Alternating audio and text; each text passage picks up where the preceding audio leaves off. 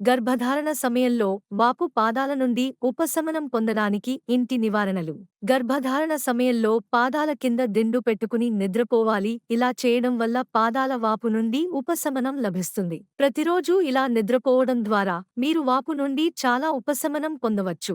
గర్భధారణ సమయంలో శరీరంలో పొటాషియం తక్కువగా ఉండటం వల్ల పాదాలలో వాపు వస్తుంది. పొటాషియం లోపం వల్ల రక్తపోటు, నీరు నిలుపుదల వంటి సమస్యలు కూడా వస్తాయి. వీటిని నివారించడానికి బంగాళాదుంపలు, అరటిపండ్లు, దానిమ్మలు, పిస్తా పప్పులు వంటి పొటాషియం అధికంగా ఉండే ఆహారాన్ని తీసుకోవాలి. శరీరంలో ఎలాంటి వాపులు రాకుండా ఉండటానికి మిమ్మల్ని మీరు హైడ్రేటెడ్ గా ఉంచుకోండి. గర్భధారణ సమయంలో రోజుకు కనీసం 3 నుంచి 4 లీటర్ల నీరు త్రాగటం మంచిది. గర్భధారణ సమయంలో పాదాల వాపు నుండి ఉపశమనం పొందడానికి మసాజ్ మంచి ఎంపిక. మసాజ్ కోసం మీరు ఆవ నూనె, కొబ్బరి నూనె లేదా ఆలివ్ నూనెను ఉపయోగించవచ్చు. రోజుకు 2 నుండి 3 సార్లు మసాజ్ చేయడం వల్ల త్వరగా ఉపశమనం లభిస్తుంది. మీరు రాత్రి పడుకునే ముందు మసాజ్ కూడా చేసుకోవచ్చు.